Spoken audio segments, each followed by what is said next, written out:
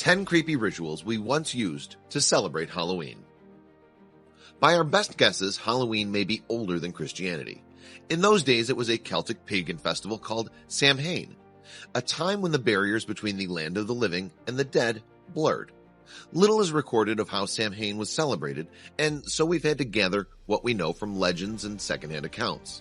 The details paint the picture of some dark and unnerving rituals and of something very different from the holiday we celebrate today.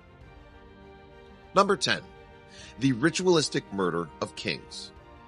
In the bogs of Ireland, dead bodies have been found, still perfectly preserved. Their skin is covered in a thick layer of black peat that has kept the flesh from decomposing. The faces they wore in life are the same today, hundreds of years after their death, and even the hairs on their heads are still intact. Many of the bodies aren't there by chance. Archaeologists believe that these bodies are the remnants of a ceremonial sacrifice. Clothes and grooming reveal that these dead were of the ruling class, fitting into legends about the ritualistic murder of kings committed on Samhain. If the year was a hard one, tormented by plagues or famines, the people would hold the kings responsible. The failed king would be sacrificed and replaced, and his body would be thrown into the bog. Number 9. The Rise of the Dead. On Samhain, it was believed that the doors holding in the world of the dead would open. Dead loved ones would wander out into the world of the living, often trying to make their way back to their homes.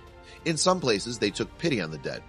They would leave food outside the door to feed the passing ghosts, or even leave their doors open and prepare a place for the dead to rest. Not all the dead were so peaceful, though. One Irish legend says that when the portal to the dead opened, a creature called Eileen would emerge from the other world and burn the town of Tara to the ground every Samhain. In some place, in fear of these spirits, the people would spend Samhain with their doors locked shut, afraid to step outside. Number 8. Fortunetelling. During Samhain, people would call upon spirits to tell the future. There were some strange rituals performed during the holiday, meant to let people know if prosperity or misfortune awaited them. Most of which were described as spells. Some were fairly innocent. In one, for example, girls would hide beside a neighbor's house. They would fill their mouths full of water, holding a pinch of salt in each hand, and listen in on their conversations. The first name of an unmarried man, they believed, would be the man they married. In another, men would open the doors of the barn and mime letting down corn against the wind 3 times. After the 3rd time, a spirit would pass through the barn, taking the appearance of the position they'd hold in adulthood. Boys were encouraged, though, to take the hinges off the doors, or else the spirit would never leave, staying behind to torment them. Number 7. Fairies kidnapped people. During Samhain, fairies would leave their homes and roam the world of the mortals. That might sound like a magical moment, but these fairies weren't Tinkerbells. They were horrific monsters, and this was one of the most terrifying parts of the holiday. The fairies, led by the King of David, would ride on storm clouds with an army of hellhounds to gather the newly dead. During Samhain, though, they were less discriminate. Sometimes they would pull the living along with the deceased and drag them to the afterlife. On the day of the festival, people would stay clear of fairy mounds, the hills that dot the Irish landscape, fearing that one would catch them if they strayed too close and pull them down into hell. Number 6. The creatures of the Cave of Cats. The most dangerous place of all during Samhain was Owi Nagat, the Cave of the Cats. This was a narrow hole dug into a hillside. According to the legends, the fairy queen had stopped there centuries before, and her maidservant had been so taken with the place that she has to live there. Since then, the place had been overrun with malevolent spirits. People in the medieval times wrote countless notes claiming that they'd seen monsters crawl out of the cave. One said that the apparition of a woman came out every year and took away 9 of the best animals from every herd. Another said that strange beasts would emerge from the cave, and another that demonic cats were set loose during Samhain to attack the people in the town. Number 5. People drank heavily. A major part of Samhain was getting as drunk as humanly possible. Samhain marked the last great harvest before winter, and grain would be taken in mass before it was ruined by the frost. The people, as a result, would have a huge surplus of alcohol, and since refrigeration didn't exist yet, they either had to use it or waste it. People drank incredibly heavily during Samhain. Getting drunk was so linked with the festival that every single ancient Irish story about drunkenness takes place during Samhain. There are whole legends like the intoxication of the Ulstermen that use people getting hammered during the festival as the inciting action or even as the whole focus of the story. Number 4. The Black Sow. Fire was a major part of the festival. People around the country would light fires in their homes during Samhain, but the details of this ritual varied from place to place, and in some areas involved some dangerous and dark customs. In Moray, boys would go door to door begging for peat to burn the witches.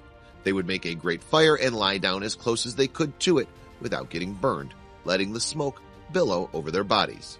Their friends would then leap over them and through the smoke, believing that the ritual gave them magical protection.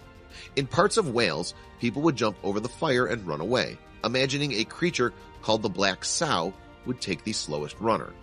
According to J.A. McCullough, this was a toned-down version of an older ritual.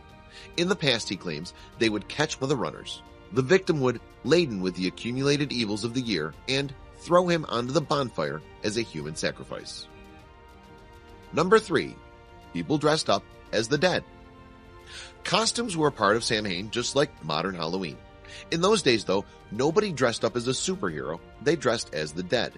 People would paint their faces black and put on disguises made out of straw, believing the clothes would make the spirits who roam the earth believe that they were one of them. Others put on the skin of freshly slaughtered animals. Samhain was a time when masses of animals were slaughtered to stock up for the winter, and the first sound that marked the beginning of the celebrations was the squeals of dying pigs. To avoid the touch of the wandering dead, people would take animals' skulls and skins and fashion them into demonic-looking costumes. Number 2. People cross-dressed. It wasn't just the line between the living and the dead that blurred. Somewhere along the line, people started using Samhain to blur the lines between genders, too. Samhain and later Halloween were celebrated with men in drag wandering the streets. By the mid-19th centuries, most groups that went door to door on Halloween were predominantly consisted of men dressed as women, hags, as they were called in Wales. These hags would knock on people's doors and ask for food or hospitality. If a home was particularly dirty, the men dressed as women would come inside and start sweeping, humming, as they worked like a disapproving wife. Number 1. Child sacrifice. In the earliest of days, Samhain may have been a time of child sacrifice. Irish legends talk about a time when gods demanded sacrifice during the festival. One legend says that the people had to give up 2/3 of everything they owned at the beginning of winter, including their corn, their milk, and their children. Another article written by a Christian monk claims that at a place called Magschlecht, there was once an idol to the deity Crom Crouch. According to the monk, this altar was used to sacrifice children during Samhain. They slew their hapless firstborn with much wailing and peril, the monk writes, to pour their blood around Crom Crouch.